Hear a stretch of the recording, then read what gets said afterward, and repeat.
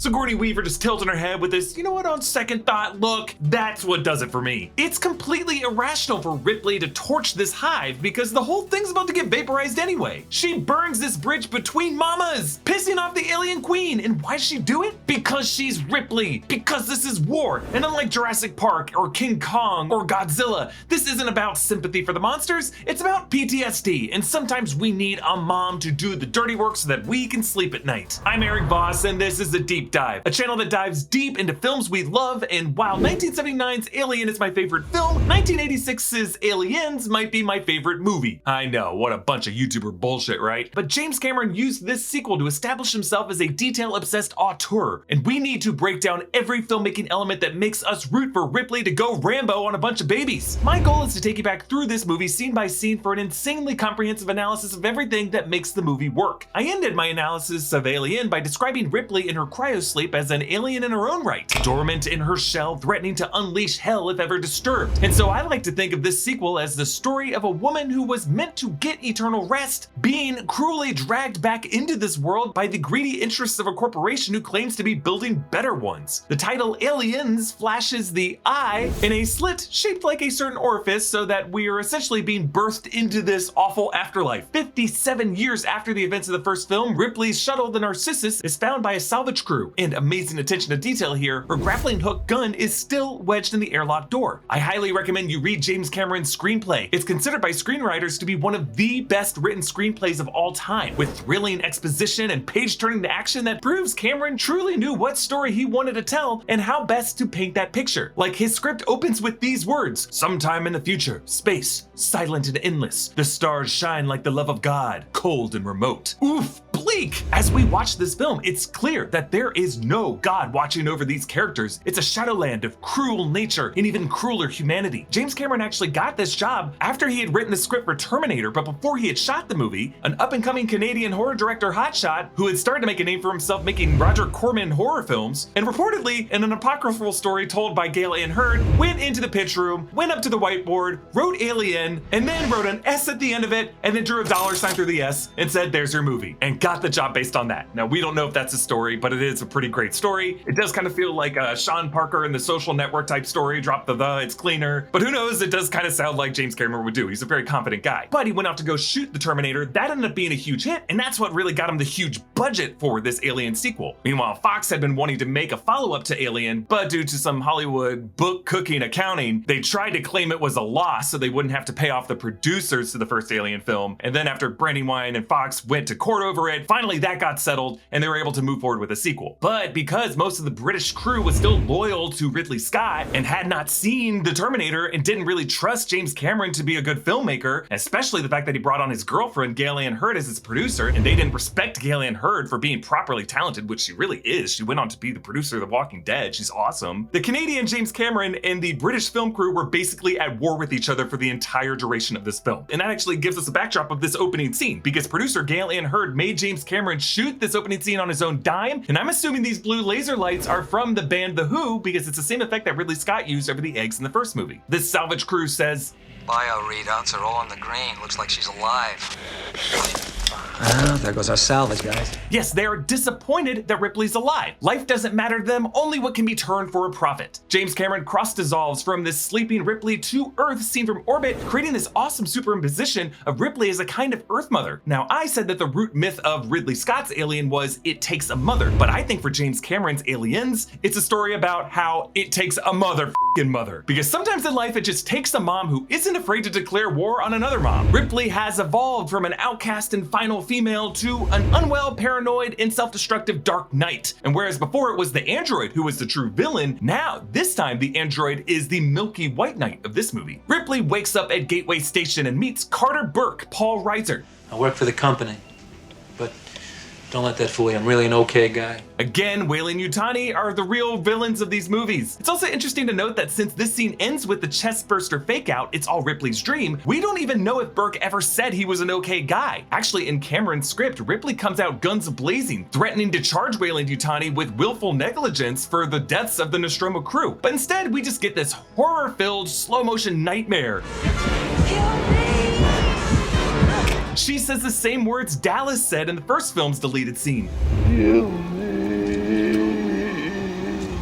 second film explores Ripley's PTSD. As she relives her fear of what happened to Kane and the rest of the crew, the alien has truly corrupted her concept of motherhood with this new toxic notion of parasitic impregnation. For this analysis, we are looking at the director's cut of Aliens, which was first released on Laserdisc in 1991, and really it is the preferred version of the film in various DVD and Blu-ray releases since. The director's cut includes this moment with Ripley and Burke by this virtual park using a rear projection wall, which is ironic considering this is how James Cameron filmed many of his effects shots in the movie, from the crashing dropship on LV-426 to Ripley and Newt running from the alien Queen's hive. Burke reports that Ripley's daughter Amanda, aka Amy, died at age 66. 2 years prior, they used a photo of Sigourney Weaver's real-life mother, Elizabeth Inglis. It lists her date of death as 12/23/20, but this film takes place in the year 2179, based on Ripley later mentioning Burke's transmission to Hadley's Hope dated 6/12/79, 2179, and subtract 57 years from that is how we got the first movie taking place in 2122. But without this scene with Burke, we don't get the opening act motivation for Ripley to go back to LV-426, as it's not just her worried about the colonists on Hadley's Hope, it's truly her chance at redemption to be a mother to a child that she never got to see grow up. Retroactively, we can apply Ripley singing "You Are My Lucky Star" as a possible lullaby to Amy, but the daughter was never mentioned in the 1979 film, and I think it's more interesting as Sigourney Weaver paying homage to Debbie Reynolds and Singing in the Rain, and her daughter, Carrie Fisher, as a link among these three women who changed Hollywood forever. In the hearing, Ripley seems to be most set off by seeing the Weyland-Yutani files on each of the Nostromo crew, starting with Parker, where you can see mentions of, quote, a slightly unhealthy mixture of sublimated hostility to authority and environmentally suppressed intelligence. This is according to the official action figure description. Weyland-Yutani is calling Parker substandard now, and it's kind of a hint that Weyland-Yutani actually pre-selected each of these employees as an expendable crew for this kind of specimen gathering mission. Actually, all of their bio screens include fascinating details. We learned Kane was expelled from medical school in 2108 due to substance abuse. Lambert was transgender. Quote, subject is Despin convert at birth, male to female. So far, no indication of suppressed traumas related to gender alteration. Also, quote, slight hyperactivity and nervousness diagnosed. And quote, above was never acted upon due to employment discontinuity. And as I pointed out in my deep dive of the first film, Ripley's screen reports that she successfully sued the company over maternity leave after violating bylaw 87B, which would have prohibited employees having a pregnancy between hauls. Meanwhile, Dallas's screen mentions a couple Easter eggs. Seymour Cobb Genetics Corps nods to production designer Michael Seymour and the designer Rod Cobb, and Warrant Officer Shusett, a nod to 1979 film co-writer Ronald Shusett, and then the Tyrell Corporation, which is the company in Ridley Scott's Blade Runner. So early on, this British crew wanted to imply that both of these worlds were connected. The panel blames Ripley for destroying the Nostromo. 42 million in adjusted dollars.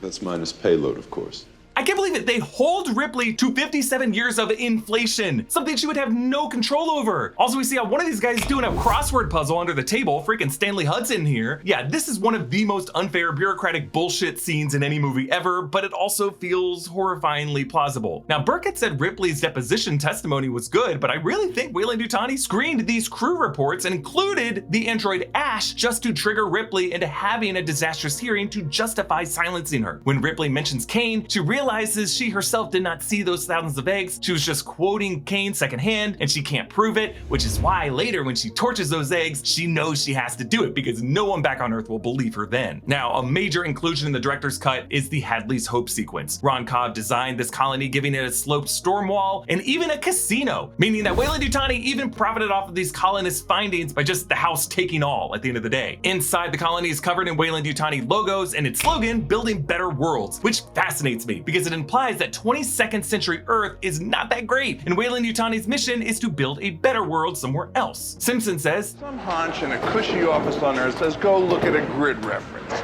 We look.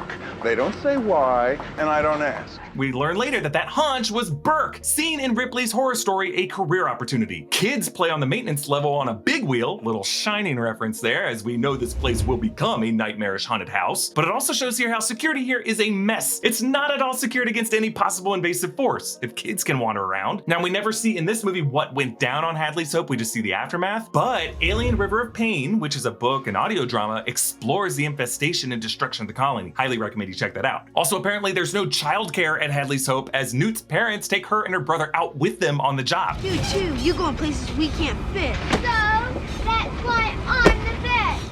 Now it's kind of hard to hear there, but this is how Rebecca got the nickname of Newt and how she was able to survive by hiding from the aliens. This is apparently a game that all the kids on Hadley's Hope played, and she was just the best at it. Russ and Anne find the crashed derelict spacecraft coming back from the 1970 film, but unlike the 1979 film, they can now breathe on the surface, and that's because of the nuclear-powered atmosphere generator. But that generator is also why the winds are so chaotic and it's raining and lightning all the time, because the climate is literally being created in this atmosphere. So all the creepy weather in this movie is actually justified by the internal logic. Russ shows up with a facehugger, of course, and Anne only now calls it in. Since they didn't call it in before, hoping to maximize their profits, that further led to the colony being less prepared to properly quarantine this medical emergency. Now, I love the little details making Ripley's apartment building look futuristic, but also crappy. Like the hallway outside is covered in trash and graffiti. The interior of her apartment was actually condensed to make it feel more cramped, and they used parts of a British Airways airplane bathroom, which is why the mirror is so small and so low close to the sink. Burke and Lieutenant Gorman ask Ripley to return to LV-426, and on the table you can see a People magazine still in circulation in 2079, nice. But the cover photo is difficult to make out, but might actually be Paul Van Leeuwen, the ICC chairman who smugly ruled against Ripley in the hearing, but the name kind of looks like AB something, so it could be a member of the Weyland or Yutani families. Gorman says,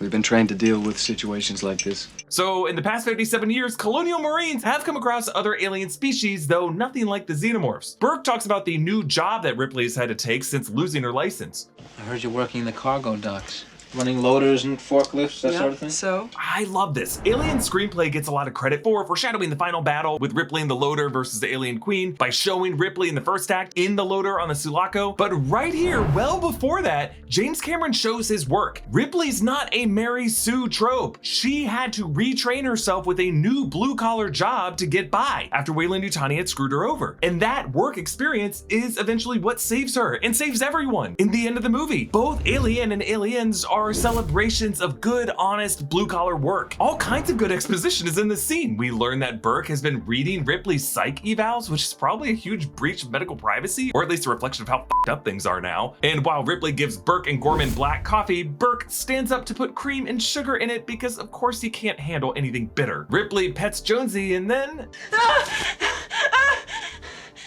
Yeah, a super abrupt jump cut here, making us wonder how much of Ripley's waking life is a stress stream. And when she calls Burke on the vidcom, he has 2 clocks on his wall, which might be for time in London and time in Tokyo, because Weyland-Yutani is based in the UK and in Japan. So onto the marine ship, the Sulaco. The name Sulaco, like the name Nostromo, also comes from Joseph Conrad. Sulaco was the name of the town in 1904's Nostromo, A Tale of the Seaboard, which is set in the fictional South American country of Costa Guana. But whereas the Nostromo and its rig were designed with massive oil refinery towers, a kind of floating haunted house in space, the Sulaco was designed to be on a more angular axis, all thrusting into space. Designer Sid Mead said that he originally planned for something more spherical with antennae, but James Cameron said that it wouldn't work for the aspect ratio he had in mind for the shot and sent Mead back one of his own designs because James Cameron himself is an artist and a production designer. That's why he can see all of his movies visually in his head. And James Cameron's design of the ship was something closer to what the final design ended up being, which looked like a gun.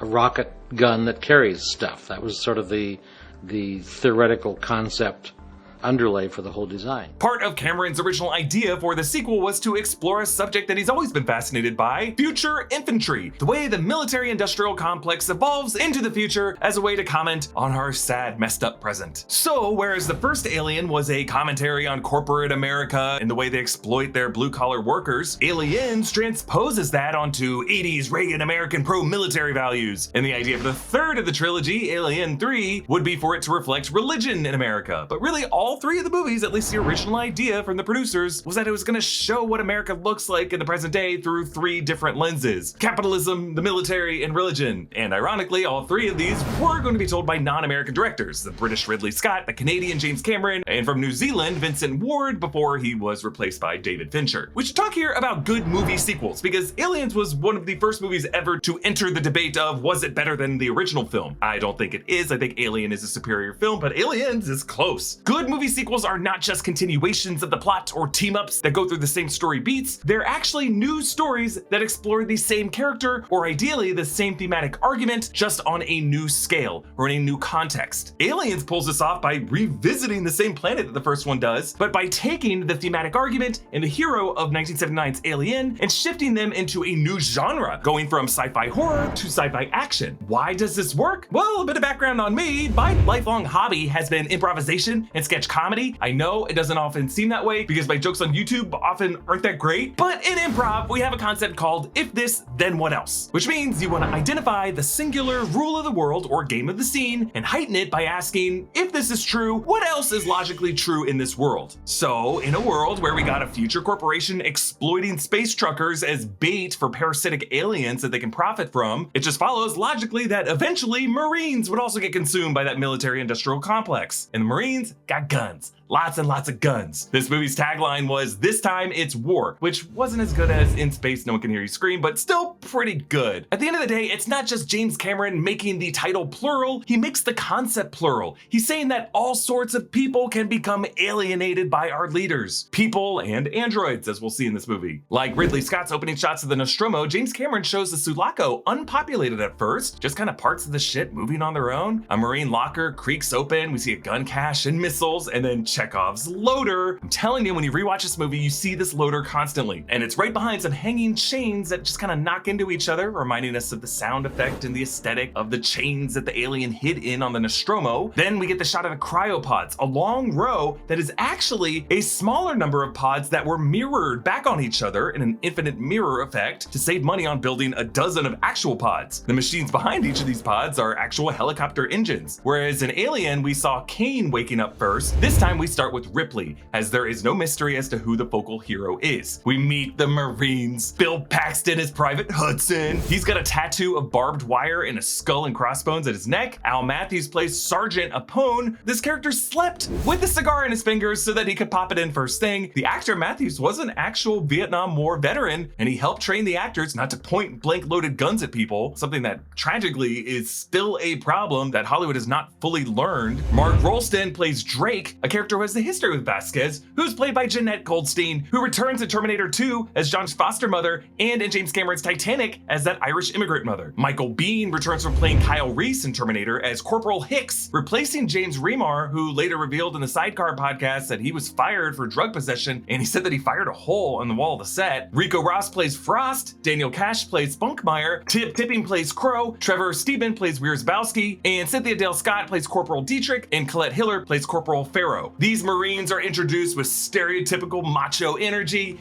Hey, Vasquez, have you ever been mistaken for a man? No. Have you?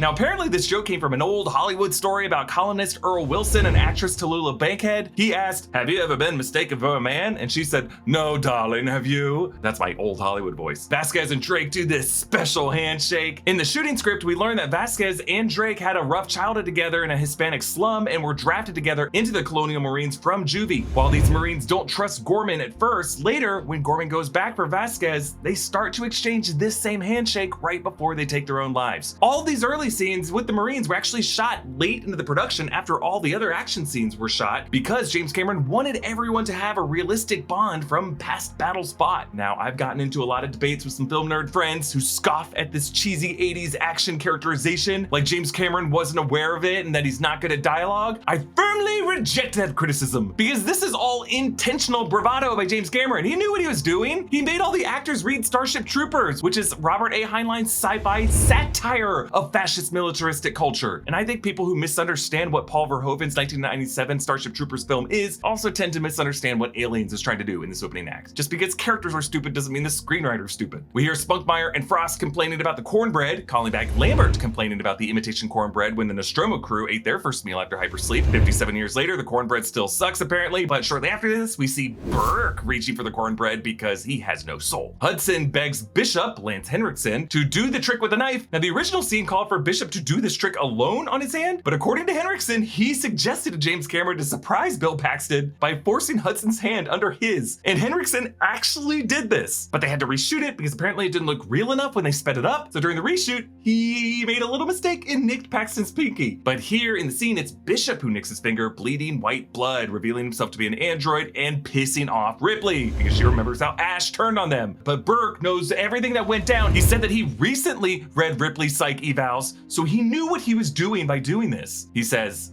"Was it an older model?" Yeah, the Hyperdyne Systems 128.2. Apparently an early script draft called this a Cyberdyne Systems A20A2, which is a nod to Cyberdyne, the tech company in Terminator, and all these robots are going to be made by the same AI company, but I kind of like that they're in separate universes. Bishop mentions a behavioral inhibitor that prevents him from hurting humans or allowing them through a mission of action to be harmed, this adhering to the Isaac Asimov 3 laws of robotics, but it explains why Bishop could cut himself with a dagger, but not Hudson. Henriksen said that he played Bishop as his innocent 12-year-old self. He said that he faced some abuse as a child, but when that was happening, he would disassociate and forgive the adults who mistreated him by knowing that he would outlive them one day, which is such an interesting concept to play an android with. Hudson asks, "Is this gonna be a stand-up fight, sir, or another bug hunt?" Bug hunt. So actually, in the second draft of William Gibson's unused script for Alien 3, we learned that these Marines were sent to all kinds of planets to wipe out redundant species so that humans could colonize those planets. Actually, on the dropship behind them, you can see a red crest that the designer added to this movie to reflect the way real world's jets' noses are often painted with kind of a militaristic art. In this art, you can actually see later in the movie, is an eagle with boots stomping down called a bug stomper with the slogan, "We endanger species," which is just awesome. This scene is the first to mention the term xenomorph, xeno meaning other or foreign, morph meaning form or shape. Vasquez cuts off Ripley's story. I only need to know one thing. Where they are. As Jeanette Goldstein says this line, behind her Michael Biehn mouths it too, just showing how this is something Vasquez says in every bug hunt. As they prep, Cameron establishes more exposition. "I want this loading lock sealed. Now!" Yeah, we set up this loading dock with the sliding door to establish Ripley later using it against the alien queen in her final finishing move. And we see Spunkmeyer operating the loader so that Ripley can prove her skills with it. It's just important to see all of these close-ups because Cameron knows the second act of this movie is going to be filled with carnage and terror and action. So that later when we see Ripley in the loader against the queen, we think, oh yeah, that's why we saw those shots before. Ripley's a pro at this, we know this. She's better at using this big yellow thing than she is using a gun. And I love how she says here, "Where you want it." Yeah, this is also just important character development between Ripley and the Marines. We see how she's learning to speak their language and joke around with them. As a fellow worker, she's really more part of this tribe than Burke is. He's really the outsider that they should be side-eyeing. Now, James Cameron let all of the actors decorate their own guns and their armor, kind of like Vietnam Marines would do. Vasquez's gun reads Adios, and she tried to draw a skull on her tank top. Her and Drake's guns were actually made from German MG42 machine guns and were attached to a Steadicam, which is an arm attached to camera operators to offset the weight of a camera. So I just love that James Cameron and his crew applied what they know, filmmaking, and used it to like how Marines would hold their guns. On Drake's gun, he stenciled the words, "my bitch" and "grrr." He also has chicken bones hanging from his hat. Okay. His armor also has a ton of phrases written on it, like, "I've served my time in hell, SETI Epsilon NC-104. The dropship pilot Pharaoh wrote on her helmet, "Fly the friendly skies." Hicks has a USCM tattoo, and his armor was actually decorated by the previous actor, James Remar, but it has a bullet hole captioned with "Born Again" and a padlocked heart on the chest plate. Behind him, you can see Vasquez's chest plate reads, "El riesgo siempre vive," roughly translated to "the risk always lives," which is a line Goldstein found from Chicano poetry. And on the back of her tunic, she scrawled, "Loco." Hudson's back plate has "contents under pressure" written on it, with a pair of eyes on the back shoulder. His helmet has an 8-ball on it. His front side armor has a dagger piercing the skull and crossbones with "Death or Glory" written beneath. And to the right, Louise written over his heart. Paxton's girlfriend at the time, whom he later married, was Louise Newberry. Frost has the name Heath or Heth in a heart pierced with an arrow. This is actually short for Heather. On the left shoulder, he has a piece of tape with "When in doubt, nuke 'em" written in red. Dietrich's helmet has a nursing symbol on it, and on the back, the words "Blue Angel," a reference to a Marlene Dietrich movie. She also added BDU pants with "Kiss My" on the helmet, along with a drawing of lips in red. Now, during the drop, Ripley sees that Lieutenant Gorman is nervous. "How many drops is this for you, Lieutenant?" 38. Simulated. But it's only his second combat drop. Actually, this whole idea of simulated missions was something many of these Marines were supposed to have gone through regularly, which was the real origin behind Bill Paxton's amazing line later. Game over, man. It's game over.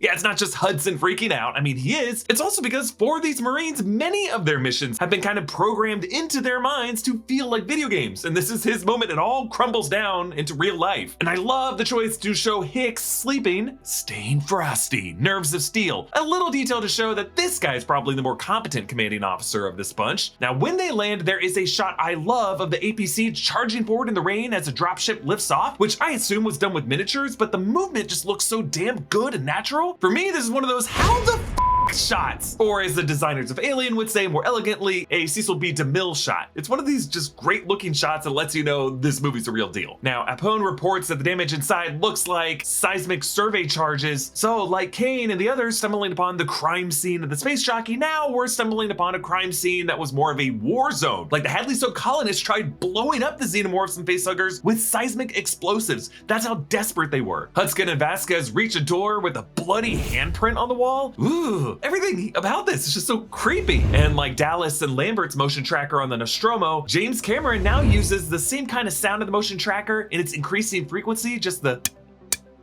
to drum up the tension. It kind of just sounds like someone tapping on the wall of your tent. I really think that's part of the reason why the soft thud that Steven Spielberg used to rumble the dashboard in Jurassic Park was so effective. But instead of a cat, Jonesy, the sensors were actually tripped by hamsters at first, so the red herring de-escalates in size while the real threat heightens in number. They find a few facehuggers and tanks, meaning that these Hadley's Hope colonists had enough time to begin to try to study several of these facehuggers, thinking they had it under control, while everything was falling apart around them. Bishop reports that they killed the guy to take it off his face, showing what could have happened with Kane, but would have been just as devastating anyway. Bishop also says that 2 of them are still alive, and this one in the tank that lunges at Burke was actually moved by 9 different operators. And since it had to be in a watertight tank, that really limited how many cables they were able to use. They ended up fitting the tail with a spring so that it would snap back and forth. Hicks jokes that with Burke, it's like love at first sight, and indeed, he actually is in love with these specimens, wants to bring them home, and these specimens are especially in love with him because this guy's destined to get taken and get impregnated with a facehugger, which actually is in a deleted scene that we'll talk about later. Newt jumps past them, and Hicks fires his pulse rifle. Now, these things were made from a Thompson submachine gun and a Franchi SPAS-12 pump-action shotgun, both housed in a futuristic shell that was designed for this film. So here we meet Newt,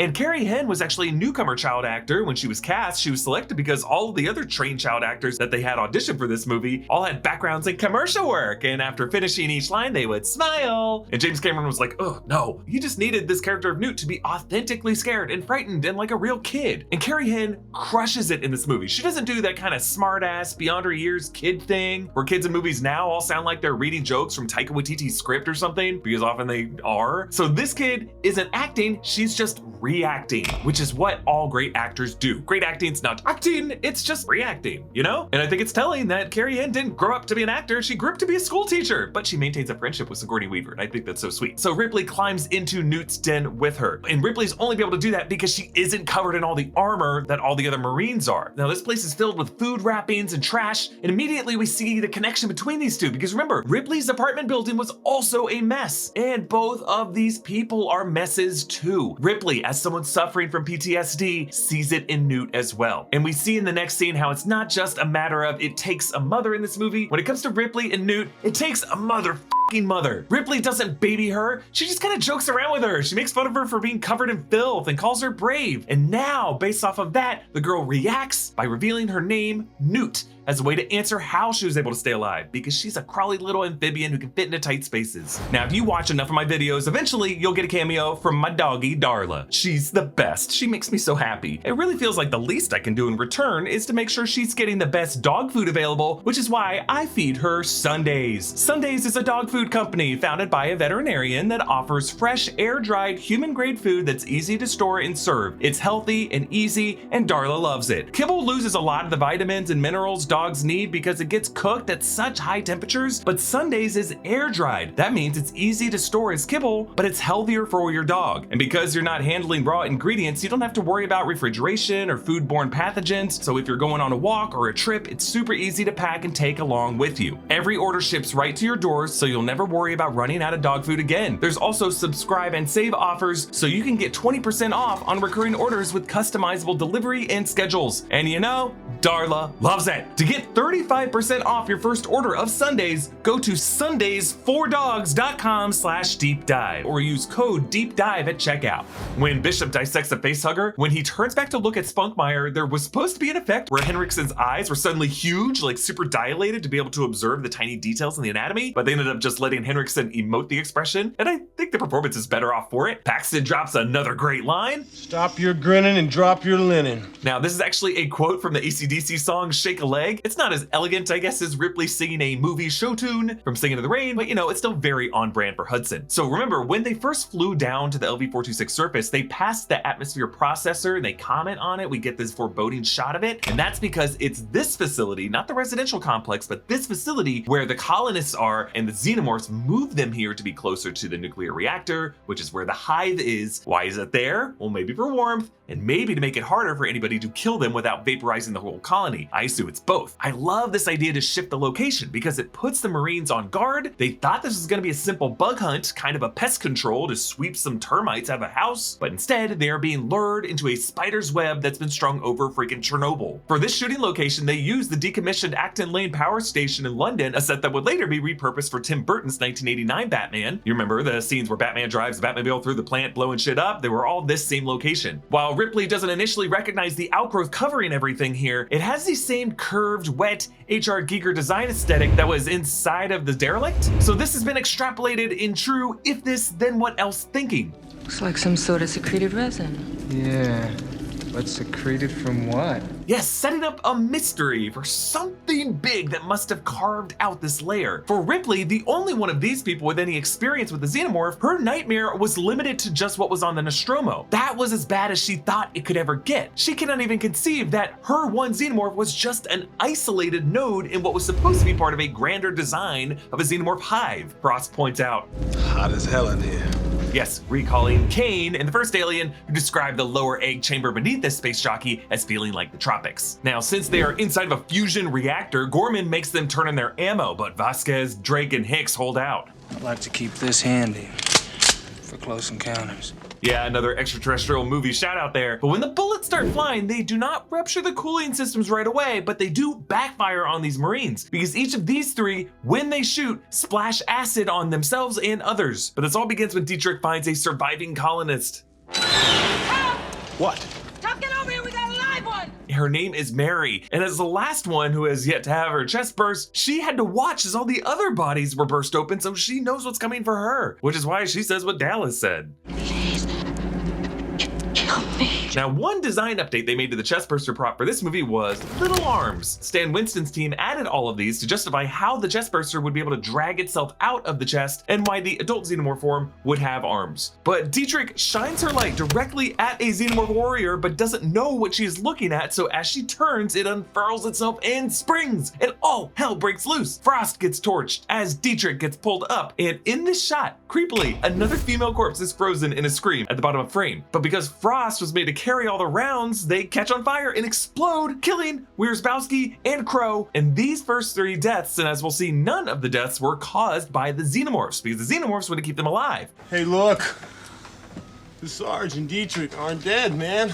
All of the deaths in the sequence are friendly fire from the fellow Marines panicking. Vasquez and Drake shoot up the place. Now, Thompson machine gun fire is known to have the brightest muzzle flash, which Cameron used to light the actors' faces. The lighting in this scene was actually one of the biggest points of conflict between James Cameron and the crew. Cinematographer Dick Bush, guess that was his name, insisted on lighting everything brightly to show off the amazing looking intricacies of the set, but James Cameron wanted it all to be dark and eerie to hide the contours of the Xenomorphs, and only light everything from the muzzle flash and the fire. As I said earlier, this conflict between Cameron and the group got nasty. James Cameron had Bush fired, along with the first assistant director, Derek Cracknell, who would often just ignore passing along James Cameron's directives. The crew ended up walking off the set, and Galen Hurd had to calm everyone down and convince him to return to the set. It was described as a culture clash between James Cameron's perfectionism and the more relaxed style of the British crew, as it was custom for regular tea breaks, in which the set's elephant doors would be open for a woman with the tea cart to come through, and then that would let all the fog and the smoke out of the set. When production eventually wrapped, James Cameron reportedly stood up in front of the crew and said, quote, "This has been a long and difficult shoot, fraught by many problems, but the one thing that kept me going through it all was the certain knowledge that one day I would drive out of the gate of Pinewood and never come back, and that you sorry bastards would still be here." Oof, he actually said that. But really, I think there's a North American psychology to aliens that I don't think a British crew could fully appreciate. James Cameron wrote this movie to be an allegory to the American involvement in the Vietnam War. Cameron said that of the Marines, quote, "Their training and technology are inappropriate for the specifics, and that can be seen as analogous to the inability of the superior American firepower to conquer the unseen enemy in Vietnam. A lot of firepower and very little wisdom, and it didn't work." So there needed to be an edge and a raw panic to this film that just wasn't there in the slower, more patient haunted house horror of the first film. And we see that panic here, where Gorman just goes into full speechless shock. He tries to order Apone to lay down successive fire, but his voice just goes quieter and shakier as Apone cannot hear him. Apone gets snatched, which is the worst thing for Gorman because Sarge was the only Marine who actually listened to him and relayed his orders. So Gorman knows that without Apone, he is cut off. And Ripley shakes out of her own PTSD in this moment and takes things into her own hands.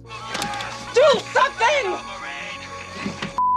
Now, if you remember on the Nostromo, Ripley waited until Dallas died and the chain of command fell into her lap to take charge, but now, after having gone through that, she knows there is no point in waiting. So she drives the APC over to evac the Marines. Meanwhile, Drake gets splashed with acid and he sprays his flamethrower in the APC so they can't close his hatch fast enough, allowing another Xenomorph to claw open the door, and Hicks stuffs a shotgun into its mouth and the acid burns Hudson's arm. Now, to make this acidic blood, the film crew came up with a mixture of titanium tetrachloride, cyclohexylamine, acetic acid, and yellow dye. And that acetic acid was actually crucial because when they would camera test it by exploding a Xenomorph prop head, it would release a cloud of smoke. A Xenomorph gets on the roof of the APC and smashes in at Ripley through the windshield, and Ripley hits the brakes so that she could run it over. For the close-up of the wheel crushing it, they actually used an egg yolk squirting out from under a miniature. So they discuss next steps. I say we take off and nuke the entire site from orbit. Now, they look at her like she's crazy, but I always appreciate that the first one to say, "Hell yeah, let's do this," is Hudson. He's totally ready to take his cues from her. It's the only way to be sure.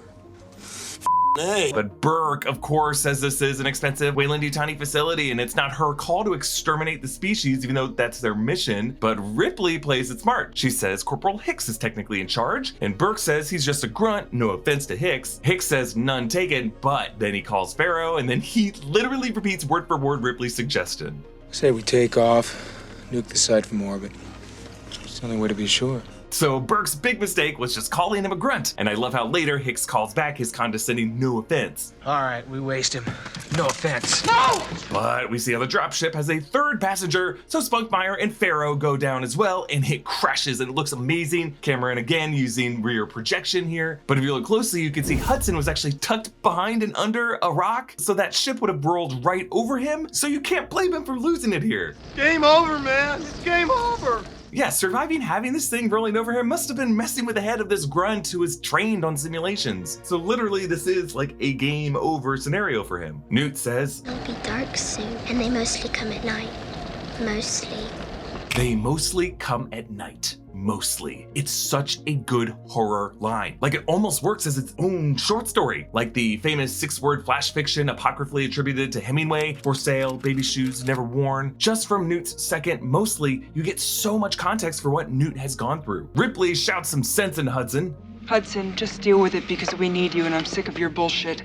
She says, "We need you." And I love this because before Nux and Mad Max Fury Road, Hudson was really the archetypal big mouth idiot kid who transforms into the functional team player who sacrifices himself. From here forward, survival brings them all together and makes them the best of themselves. It's why I have chosen to mark this series of film analyses with these Survive the Dive shirts. Really the best way to support what I'm doing here on the deep dive, available at nerdride.shop. So Ripley puts Newt to bed in the medical bay. I don't want to.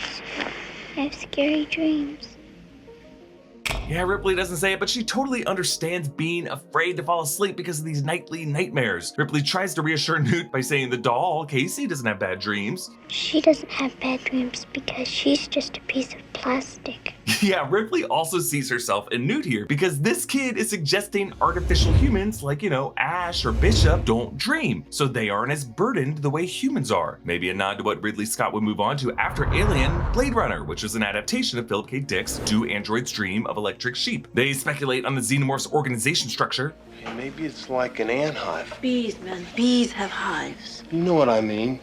There's like one female that runs the whole show. Yeah, right on one female who runs the show, James Cameron cuts to Ripley, because yeah, she is the queen of this hive. But Vasquez initially dismisses Hudson, but he's totally right. This is what Ripley meant by telling Hudson she needed him. He's kind of like Jesse Pinkman pitching magnets. Sometimes the simplest explanation is the right one. Bishop says that Burke told him to preserve the Facehuggers, and Ripley confronts Burke. He'll know that you were responsible for the deaths of 157 colonists. Wait a sec. Yeah, Ripley reveals that she checked the log to learn it was Burke who sent out that initial call to check out the derelict. And if you think about it, he only got that idea from Ripley's testimony. He probably took Ripley on this mission so that she would die and wouldn't be alive on Earth when he got back with these specimens and be able to speak out against him and how messed up that was. Ripley says, Well, I'm gonna make sure that they nail you right to the wall for this. and Ripley threatens him. I thought you'd be smarter than this. I'm happy to disappoint you. But if Ripley could see how willing Burke was to endanger her, she would know not to threaten Burke like this, because it's this conversation that leads Burke to release the two facehuggers on Ripley and Newt. But as we'll see with Ripley later making an enemy out of the alien queen when she shouldn't have, her strength isn't really thinking several moves ahead. It's keeping cool, it's trusting her gut, and recalling the exact experience from her past when she needs it the most. Now, also removed from the theatrical cut, but added back into James Cameron's director's cut, were the Sentry turret guns, setting them up and using them. And I just can't imagine this movie without this, because it sets up how smart the Xenomorphs are. So Ripley looks at Hudson's blueprints to limit Xenomorph movement around the compound down to one bottleneck corridor that they could cover with automatic sentries. And I like how the display lists the target profile options as soft, semi-hard, and hard. Now later, these sentries pick up movement and they go to town. Those ammo counters go. B guns down 50%. Man, it's a shooting gallery down there. This is such a well-edited sequence because James Cameron really doesn't show the Xenomorphs at first. We just see the guns firing, we see the rounds depleting on the display, and we just kind of hear their angry screams. The A and B guns run out. Jesus, they're wall to wall in there. Yeah, we see how the Xenomorphs were undeterred by the sentries. They just sent wave after wave directly into gunfire to test their defenses and to figure out a new way in. This shows that the Xenomorphs think collectively, like drones of a hive. They aren't motivated by self-interest like the humans are when they get afraid, a comparison that Ripley later explicitly points out. I don't know which species is worse. You don't see them f***ing each other over for a goddamn percentage. But Bishop proves that he can think in terms of the collective good. As an android, he must behave in a way to do no harm to humans, and he wins Ripley's respect in the process. She's okay if humans get replaced by androids, but not by Xenomorphs. Bishop proves himself by volunteering to crawl over to summon the Sulaco to remote operate the other dropship to come pick them up before the whole reactor explodes in a thermonuclear blast. Believe me, I'd prefer not to. I may be synthetic, but I'm not stupid. And his pacifist programming actually makes him smile and give Vasquez back the handgun. And when they seal him back up, he even cautions them, Watch your fingers. Now, the C and D sentries fire at another wave of Xenomorphs, and this time, Cameron actually cuts to show several of them exploding with more of that yellow acidic blood. But the C sentry stops at 10 rounds left, and with the smoke clearing in that corridor, you can actually see some wiring hanging from above. So this is huge. So the way they got out of this corridor was by climbing up into the ceiling, a hole that was only opened up by the other one's acidic blood splashing up onto the ceiling. It's a huge detail, because many have otherwise considered the aliens breaking in through the ceiling to the inner room to be a kind of plot hole, as surely that would have shown up on the blueprints, right? But one thing Ripley and the others couldn't foresee was that the sentries bursting open so many piles and piles of Xenomorphs would spray enough of that acidic blood onto the ceiling to open up a new access hole into their room. It's yet another reason why it's just so important to watch the special edition. Ripley lets Hicks teach her how to use the pulse rifle. That's a grenade launcher. I don't think you want to mess with that. You started this. Show me everything. So this way, when Ripley goes Rambo on the Queen and switches from the pulse rifle to the grenades, that doesn't come out of nowhere. This movie begins with Ripley dismissing the Marines as just dumb grunts who love guns too much, to seeing the virtue in their warrior defensive instincts, because she needs to learn from them to become the best possible Mama Grizzly for Newt. Now Ripley and Newt finally get some comfort, enough to fall asleep, but Burke takes advantage of this moment, taking Ripley's pulse rifle and tossing two of the live facehuggers into the medical bay. Now in the first Alien, the scariest scene to me is Ripley and Dallas and Ash in the Nostromo medical bay looking for that loose facehugger, and that to me is the same for this movie. I love watching this scene. Now, Stan Winston's team updated the facehugger to appear more organic, with 8 legs looking even more finger-like, enhanced detail on the knuckles, and fingernails. So when it claws at them from behind the bed, it really does look like spiny fingers are reaching out to try to grasp them. For this running action, they actually strung a control wire along the floor that activated a gear inside of the facehugger, causing the appendages to move as it was pulled, like. And as it runs, notice it keeps its front 2 fingers raised so that as it runs, it looks like it can still grasp onto something. It's kind of like leaving 2 hands free to grab whatever. But Ripley smartly trips the fire sprinklers to get their attention. The raining water, the red light, upping the tension, reminding us of Brett dying in the rain, but also just giving everything a slicker, slimier texture. So Ripley doesn't see the facehugger when it is in plain sight, suspended in that overhead vent for several seconds right in front of her before it leaps out. But right here is perhaps the most complicated shot of the film. The facehugger scuttles across the floor and wide, Ripley overturns the table, and then... So this was actually done in 3 shots. The first setup needs to get the facehugger from the floor to grasp onto that table leg. To do that, they actually shot it in reverse. They started with the facehugger latched onto the table leg, and then they pulled it down to the floor with wires, and then reversed that motion in post to make it look like it jumped. But the crew worried James Cameron that wouldn't the falling water give them away? But Cameron correctly pointed out that when viewers would see this on film for just a few frames, they wouldn't be able to see which direction the water was moving, only the splashes of the water on the surfaces, and he was totally right. Then there's a concealed cut for the second half of the shot that begins with the facehugger on that table leg, and you can tell that the lighting is just slightly different frame to frame, and now we switch to forward motion, and they just used wires to pull the prop directly at the camera. For the third shot, they just threw it on Sigourney. Now, Hicks and the others respond to the alarm, but when they first run over, you can actually see Burke, of course, not following them to help. In the background, he just kind of puts his hands on his head like, oh shit, game over. So Ripley exposes Burke's plan, and Hudson and Hicks want to waste him, but right before the power gets cut off, I find it interesting that Ripley actually says, no, he has to go back. It's pretty easy to miss, but even now, Ripley knows that Weyland-Yutani will just blame them for everything if they don't have a living culprit to blame and to testify. So now the trackers read a huge wave of xenomorphs within the perimeter, and I love how James Cameron keeps us in the blind, relying only on the reports of the distance radius. 8 meters. 6. Can't be, that's inside the room. And for a second we think, shit, are these things ghosts? But then it dawns on Ripley and it dawns on us. She looks up and we get it. Hicks takes a peek and...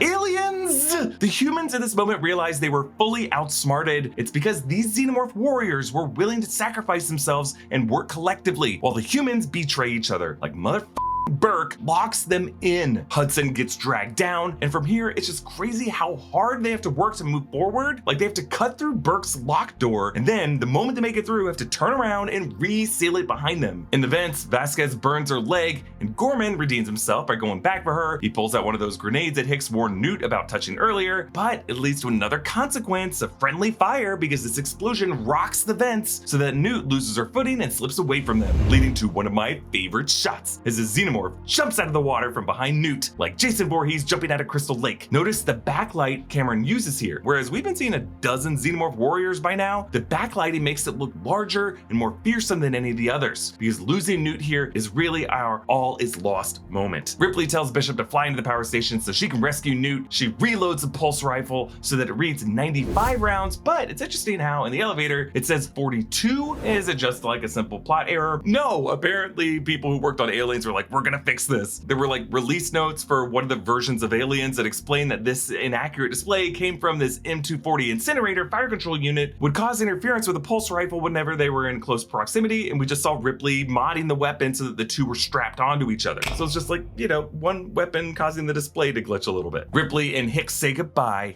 See you, Hicks. It's Dwayne. Ellen. Don't be gone long, Ellen.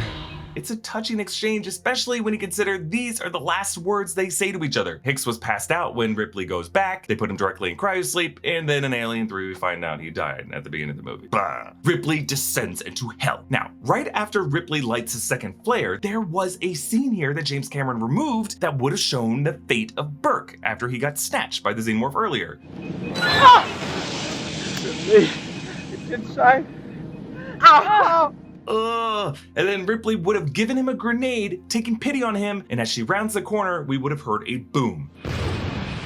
You can actually read the scene in James Cameron's screenplay at the top of page 96. It includes this exposition. She looks at him. No one deserves this. This wasn't even included in the director's cut. It's just a Blu-ray special feature. Now, the other cuts of the movie keep this shot of Ripley looking extra frazzled as a blast of smoke hits her, but no boom sound effect.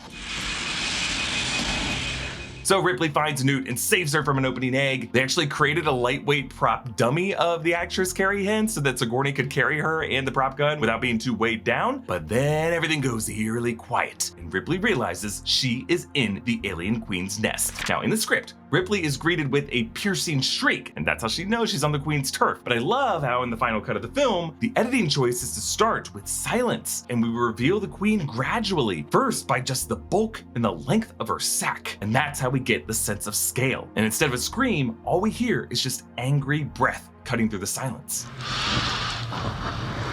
The Alien Queen might be the most grotesque film monster ever designed. The script calls it a great glistening black insect Buddha. Stan Winston said James Cameron's original design was a combination of a praying mantis and a T-Rex, but James Cameron ultimately wanted to extrapolate on H.R. Giger's warrior designs to create a powerful creature that was overtly female. Quote, hideous and beautiful at the same time, like a Black Widow spider. A simple but effective design choice, her massive head stretching back and back and back, elongated and curved and hooked. It looks like a crown. So yeah, there's no mistaking this as anything other than the queen. Also, these massive diagonal femur-like limbs that seem to float suspended are actually not part of the queen's body. They're biological scaffolding to keep the queen suspended above her egg sac. So this whole thing was a 14-foot or 4.3 meter puppet with two people sitting inside to control the arms, another guy controlling the tail, the head moved by servo motors, hydraulics, and up to 4 people. And the crew ended up being really impressed at how James Cameron didn't need to paint any of them out with VFX. He angled each shot so that the puppeteers were always out of frame or obscured by something. The queen hisses.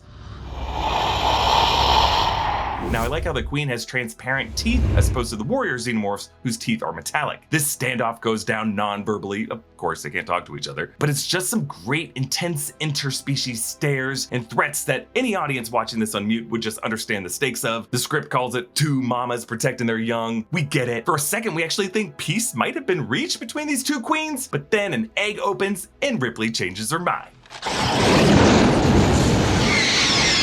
Now, one could see this as Ripley indulging in an unnecessary bit of 80s movie spectacle, kind of like Marty McFly playing Johnny B. Good. And hell, why the hell not see it that way? This is fun as shit, and the crowd's always gonna clap at this. But going Rambo here isn't an indulgence for Ripley. She is carrying out the Marines' central mission. Ripley has seen how these aliens are more adept at hive organization and selfless behavior than humans can ever be. So when the egg opens, Ripley reads this as a kind of last-minute betrayal, someone reneging on the deal. In fact, she may be recalling Ash's words about this species, unclouded by conscience, remorse, or delusions of morality. I'm not gonna do the milk thing this time. Ugh. But she knows you can't faithfully negotiate with raw, hostile nature. There's no sympathy for monsters in this movie, not when an evil corporation's always gonna try to weaponize those monsters against us. And Ripley knows that if she leaves any of these eggs alive, even for a few minutes before the vaporization happens, there's still a chance that one of those damn facehuggers is gonna follow them and crawl onto the dropship and get them while they're sleeping. So yeah, that natural fear I talked about with the alien deep dive of the bedtime spider sighting, it takes her over again. And Ripley's just so goddamn tired. She needs to sleep. She needs Newt to be able to sleep. It takes a mother, and a tired mom will do anything to help her kid sleep. But in the moment, again, this is a tactical mistake. She creates the worst goddamn enemy of this alien queen, who might have let her leave. Ripley unloads everything she's got. She throws a bandolier of grenades, and that is what knocks the queen off her scaffolding. Everything in this movie has consequences. It's so well structured. Getting loose like that is what allows the queen to tear away from her egg sac, and it's also gross, but we know exactly what's going on. She follows them up the second elevator. The colony explodes behind them, an effect they actually made by lighting a bulb behind some cotton. Looks great. Like the first Alien, there is a surprise fourth act. Now this was meant to be a chestburster fake out, but nope, it's Tale of the Queen. The Queen robs Ripley of this catharsis at the end of a long struggle to accept a synthetic as a friend, and the Queen rips Bishop in half, but Ripley reverts to her blue-collar experience with the loader.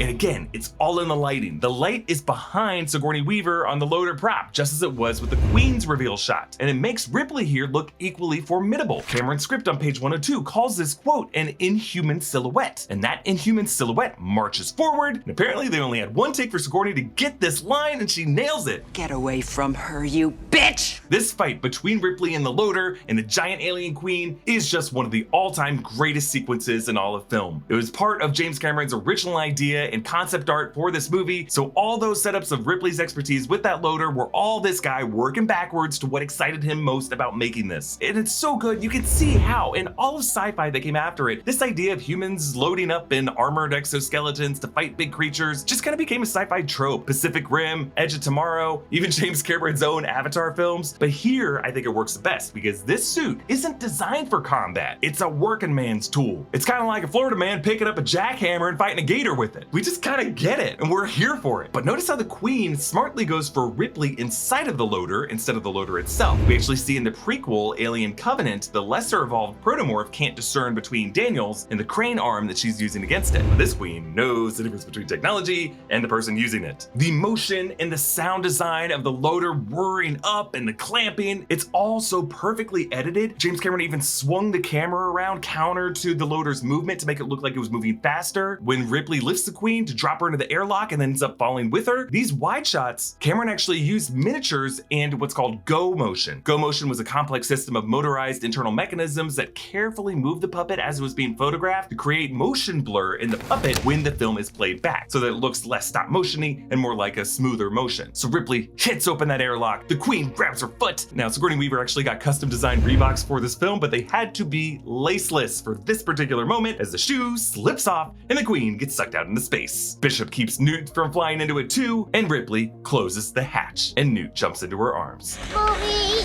Newt calls her mommy, so Ripley's mama mission is accomplished. Ripley promises Newt that they can now both sleep, and we end with mother and child finally sleeping soundly, free from their nightmares. Now what I find interesting is that the film screenplay has Ripley in the foreground and Newt behind her, but the final shot that he went with has Newt in the foreground and Ripley behind her, because the child is always the priority. And these two framed together in the shot is where I like to mentally leave the Alien franchise, at least until the prequels, because Alien 3 and Alien Resurrection, they were just kind of bummers. I may revisit them someday, but I'm taking a break for now. But we cannot forget one of the creepiest post-credit stingers of all time, before post-credit scenes were really staples. In the final seconds of the credits, listen closely.